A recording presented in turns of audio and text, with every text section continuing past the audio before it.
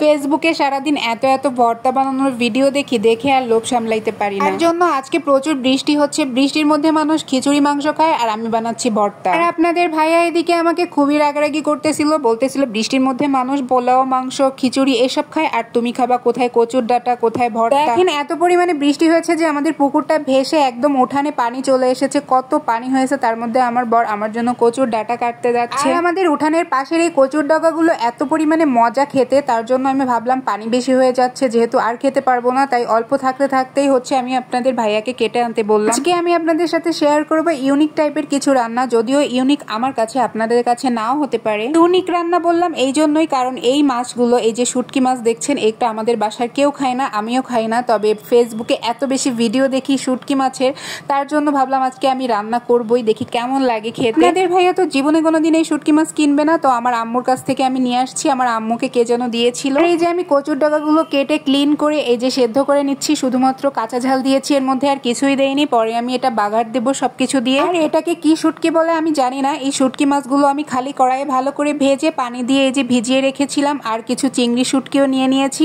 এটাও আমি কড়াইতে সুন্দর মতো ভেজে এটাও পানি দিয়ে আমি ভিজিয়ে রাখবো। আর এই চিংড়ি শুটকিগুলো আমি আজকে সুন্দর করে ভর্তা করব। এই সবগুলো মজার রেসিপি আজকে আপনাদের সাথে একসাথে শেয়ার করব। এই যে আমি এখানে তেলের মধ্যে পেঁয়াজ রসুন জিরে ভালো করে লাল লাল করে ভেজে এর মধ্যে কচুর ডগাগুলো দিয়ে দিলাম, এগুলো কিন্তু অনেক মজা হয়েছিল খেতে। তারপর এখানে আমি একটা কড়াই বেশ খানিকটা পরিমাণ তেল নিয়ে নিয়েছি, সয়াবিন তেল, তার মধ্যে আমি পেঁয়াজ রসুন আদা তারপর শুকনো ঝাল জিরা ধনিয়া সব মশলা একসাথে আমি বেটে নিয়েছি। ঝালের গুঁড়ো আমি ইউজ করব না, শুধু শুকনো ঝালটা আমি বেটে নিয়েছি সুন্দর করে, কারণ আমি ফেসবুকের ভিডিওতে দেখেছি এখানে হচ্ছে শুকনো ঝালটা হচ্ছে বেটে তারপর ইউজ করে, গুঁড়োটা দেয় না। তারপর এর মধ্যে আমি লবণ হলুদ তারপর কয়টা গোটা রসুন দিয়ে দিলাম, তারপর ধনিয়ার গুঁড়ো জিরার গুঁড়ো সব গুঁড়ো মশলা ইউজ করে আমি এটাকে ভালো করে ভাজা ভাজা করে নিয়েছি। তার মধ্যে আমি দিয়ে দিয়েছি শুটকি মাছগুলো ভালো করে আমি ভাজা করে নিব। তারপর এর মধ্যে দিয়ে দিলাম হচ্ছে কাঁঠালের বীজ আর আলু। তারপর এগুলো যতক্ষণ পর্যন্ত সেদ্ধ না হয় ততক্ষণ পর্যন্ত কষাতেই থাকবো। আসলে এই রান্নাটা কষানোর জন্যই এতটা মজা হয় আমার মনে হয়, যেটা আসলে আমি ফেসবুকের ভিডিও দেখেই এই রান্নাটা করছি। শুটকি মাছ আমি আগে কখনো রান্না করি নাই। আর এখানে আরেকটা কড়াইতে আমি তেলের মধ্যে শুকনো ঝাল রসুন পেঁয়াজ আর চিংড়ি মাছ দিয়ে ভালো করে ভাজা করে নিব। এটা দিয়ে আমি শুটকির হচ্ছে ভর্তা করব, চিংড়ি শুটকির। আর এখানে শুটকি চিংড়িগুলো হচ্ছে ভিজিয়ে রেখেছিলাম, সেগুলো হচ্ছে এর মধ্যে দিয়ে দিব। আসলে অল্প ছিল, তার জন্য আমি একটু কাঁচা চিংড়ি ইউজ করেছি। ভালো করে চিংড়িগুলো ভালো করে ভাজা করে আমি এটা উঠিয়ে রেখে দিব।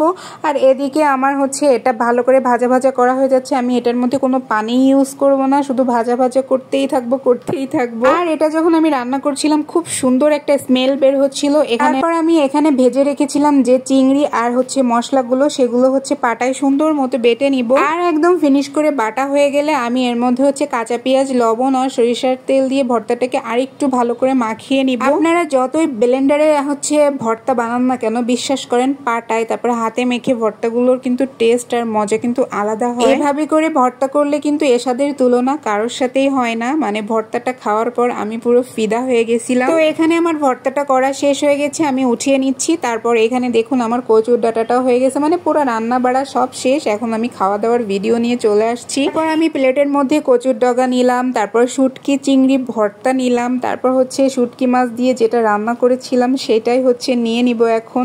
জানি না এটা নিয়ে আমার একটু সন্দেহ হচ্ছে এটা আমি খেতে পারবো কিনা, কারণ রান্না করার সময় শুটকি থেকে এমন একটা স্মেল আসছিল আমি ওটা নিতে পারছিলাম না। তারপর এই যে দেখুন আমি খাবার গুছিয়ে বসে গেছি খেতে। তারপর প্রথমেই আমি কচুর ডগাটা দিয়ে খাওয়া শুরু করলাম। মানে কি বলবো, এক লোকমা গালে দেওয়ার পর আমি পুরো মানে কি বলবো, এত মজা এই ডগাটা। আপনাদের যদি খাওয়াইতে পারতাম তাহলে মনে হয় মনের শান্তি হইতো। তারপর কচুর ডগা দিয়ে খাওয়া হয়ে গেলে এরপর আমি ভর্তাটা নিয়ে নিলাম। আর চিংড়ি ভর্তা আমার প্রচুর পছন্দ। তারপর আবার শুটকি চিংড়ির আমার মানে স্মেলটা ভালো লাগে, আমার কাছে খারাপ লাগে না, এই স্মেলটা আমি নিতে পারি। আমার কাছে মনে হচ্ছিল সব ভাতগুলো আমি এই চিংড়ি ভর্তা দিয়েই খেয়ে নিই, মানে এতটা মজা হয়েছিল এটা। কি করার, আরেকটা তো টেস্ট করতেই হবে, কারণ রান্না করেছি যেহেতু জীবনে প্রথমবার। এটা মাখাচ্ছিলাম, ভাজা একটা ঘ্রাণ আসছিল, খুব ভালো লাগতেছিল, কিন্তু শুটকির ঘ্রাণটা ভালো লাগতেছিল না। এর মধ্যে আমার ভাত মাখানোর পর শুটকির ঘ্রাণটা ভালো লাগেনি, তাই আমি সাইডে রেখে দিয়ে শুধু আলু আর কাঁঠালের বীজ দিয়ে ভাতটা মেখে খেয়ে উঠলাম। বাসার কেউ শুটকি পছন্দ না করলেও ওই তরকারিটা ভালোই খেয়েছে, কিন্তু আমি খেতে পারিনি। আসলে শুটকি সবাই নিতে পারে না। তো আজকের মতো ভিডিওটা এই পর্যন্ত। আল্লাহ হাফেজ।